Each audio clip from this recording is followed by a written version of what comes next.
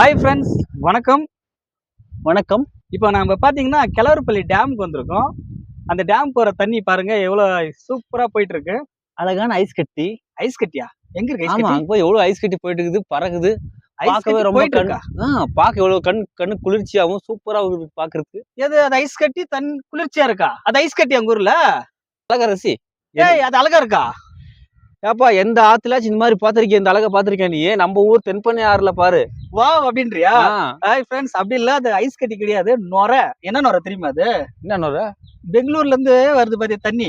நம்ம பாகலூர் மேல ஒரு கழிவு நீர் வருது இல்ல? ஆமா. பாகலூர் தண்ணியில குடிச்சிருக்கீங்களா?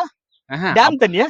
அப்ப எங்க தாத்தாங்கோ எங்க அப்பாங்க எல்லாம் குடிச்சிருக்காங்க, குளிச்சிருக்காங்க, துணி துவைச்சிருக்காங்க. நானும் குளிச்சிருக்கிறேன். இப்ப முந்தா நேத்து ஒருத்தர் குண்டி கழுவுனாரு, ஹாஸ்பிட்டல் அட்மிட் ஆனாரு தெரியுமா உங்களுக்கு? அந்த தண்ணியில ஆமா, ஏதோ ஒரு மாதிரி பொறி பொறியா வந்துருச்சு. அந்த தண்ணி தான் இந்த தண்ணி.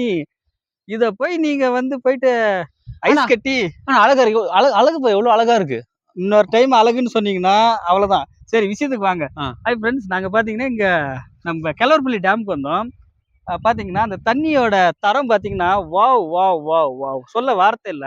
கிட்டத்தட்ட நம்ம டேமோட நாங்க 1/2 கிலோமீட்டர் தள்ளி இருக்கோம். இந்த இடத்துல பாத்தீங்கன்னா ஃபுட்பால்ல பால் வதிப்பாங்க பாத்தீங்களா?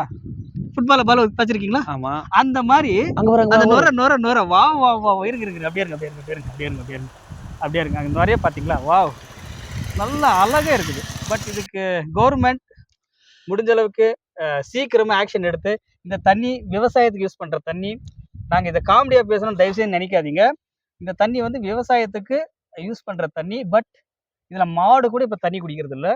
ஏன்னா அந்த அளவுக்கு இந்த தண்ணியில வந்து கெமிக்கல், கழிவு எல்லாம் மிக்ஸ் ஆகி விஷம் ஆயிட்டு இருக்கு. விஷம்னு சொல்லுவாங்க இல்லைங்களா? அந்த மாதிரி இந்த தண்ணியை நம்பி 4000 ஏக்கருக்கு மேல விவசாயம் பண்ணிட்டு இருக்காங்க. ஆனா எங்க போர் போட்டாலும் இந்த தண்ணி தான் வருது. இப்போ இந்த தண்ணி தான் வருதாமா? ஆமா, போர் போட்டாலும் இதே தண்ணி தான். அது தண்ணி வந்து விவசாயத்துக்கும் யூஸ் பண்ண முடியாது. இந்த தண்ணியை விவசாயத்துக்கும் யூஸ் ஆகுது, மாடு குடிக்கிறதுக்கும் யூஸ் ஆகுது, குளிக்கிறதுக்கும் யூஸ் ஆகுது. நீ அப்பயே ஏதாவது சொன்னியே? அதுக்கும் யூஸ் ஆகும். ஆமா, முடிஞ்ச அளவுக்கு கவர்மெண்ட் ஆக்ஷன் எடுக்கணும். ஏன்னா நாங்க வந்து காமெடியா சொன்னு நினைக்காதீங்க, தயவு செய்து. இதோட சுச்சுவேஷன் இதுதான் இருக்கு. இங்க பாருங்க, நாங்க கிட்டத்தட்ட 1 கிலோமீட்டர் தள்ளி இருக்கிறோம். டேமுக்கு பக்கத்துல இல்ல. அங்க பாருங்க, அப்படியே அடிச்சுக்கிட்டே போகுது. ஆக்சுவலி இந்த தண்ணி எங்க போகுது தெரியுங்களா தலைவரே? கிருஷ்ணகிரி டேமுக்கு போகுது.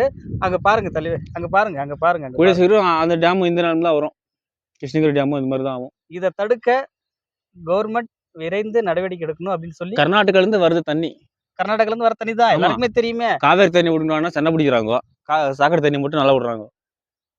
நண்பர்களே, தயவு செய்து இந்த வீடியோ முடிஞ்ச அளவுக்கு ஷேர் பண்ணுங்க. நம்மளுடைய இயற்கை வளத்தையும், நம்முடைய மண் வளத்தையும், நம்முடைய தண்ணீர் வளத்தையும் நம்ம தான் காப்பாற்றணும், நம்ம தான் போராடணும். நன்றி.